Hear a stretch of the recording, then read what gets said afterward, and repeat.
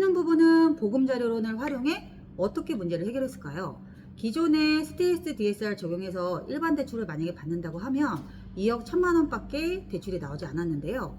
보금자료론을 적용했더니 3억 3천만 원까지 대출이 나와서 부부가 가진 1억 5천만 원으로 원하시는 분양권 신축 아파트를 충분히 매수를 할 수 있게 된 겁니다.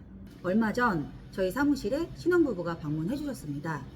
신혼부부는 올해 가을 결혼을 앞두고 있어서 신혼집을 찾고 계셨는데요.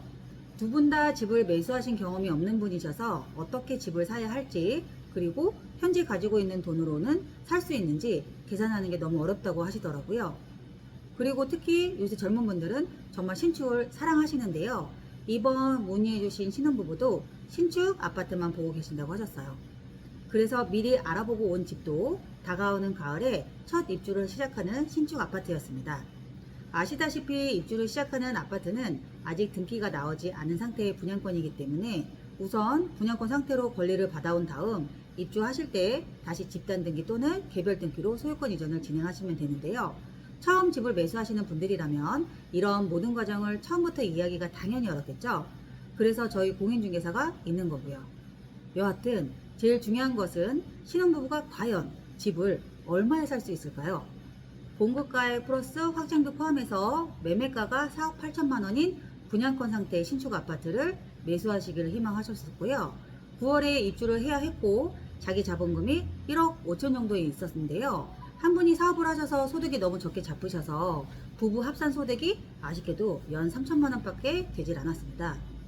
자금 조건으로 스트레스 DSR을 적용해서 금리 4%, 만기 30년 넣어서 계산해보니까 주택담보대출 한도가 2억 1천만 원밖에 나오지 않았어요. 가진동 1억 5천만 원 더하기 대출 2억 1천 하면 총 3억 6천만 원밖에 되지 않아서 4억 8천만 원짜리 신축 아파트를 사기에는 1억 2천이나 모자르는 상황이었어요.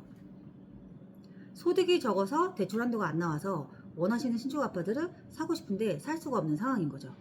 하지만 제가 보금자리론을 알고 있어서 3억 3천 대출을 받아서 갖고 있는 돈 1억 5천이랑 합쳐서 원하시는 4억 8천 분양권을 매수하실 수 있게 도와드렸습니다. 보금자리론이 뭔지 모르시는 분들을 위해 쉽게 설명을 해드릴게요. 보금자리론은 한국주택금융공사에서 제공하는 장기 고정금리 주택담보대출로 서민과 실소유자의 주거 안정을 위해 정부에서 만든 상품입니다. 여기서 핵심은 스트레스 DSR을 적용받지 않는다는 점인데요. 그래서 소득이 상대적으로 적어도 LTV 70%를 거의 받을 수 있습니다. 소득이 적으신 분들에게는 정말 유리한 대출 상품이죠. 그럼 보금자리론의 구체적인 조건들을 하나씩 살펴볼까요? 첫 번째, 신청 대상은요. 만 19세 이상 성인이어야 되고요. 신용점수가 271점 이상, 그리고 무주택자 또는 기존 주택 3년 이내 처분 조건으로 1주택자도 가능합니다. 두 번째 조건으로 소득 조건인데요. 일반 가구 같은 경우에는 연 7천만 원 이하여야 되고요. 혼인기간 7년 이내 신혼부부는 8,500만 원 이하, 미성년자 자녀가 1명 있을 경우에는 소득이 9천만 원 이하, 2명 이상 있을 경우에는 1억 이하, 그리고 전세사기 피해자 같은 경우에는 소득 조건이 없습니다.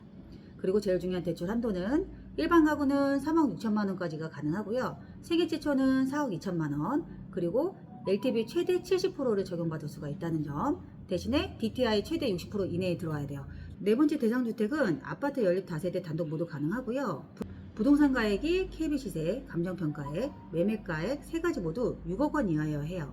분양권의 같은 경우에는 여기서 이제 주의하실 게 감정평가가 아니고요. 분양권 같은 경우에는 300세대 이상이어야 되고요.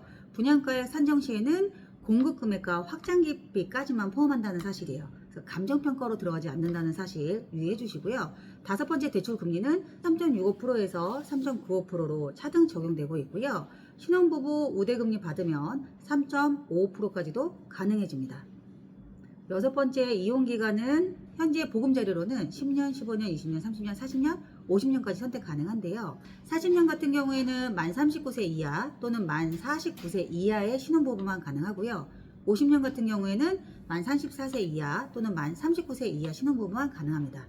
현재 신혼부부 디딤돌 대출 같은 경우에는 만 30년까지만 이제 이용기간이 축소했죠. 그렇기 때문에 상대적으로 원리금 상환기간이 긴 것도 보금자리론이 현재는 더 좋습니다. 일곱 번째 상환 방법으로는 원리금 균등 상환, 원리금 균등 상환, 체증식 분할 상환이 있습니다.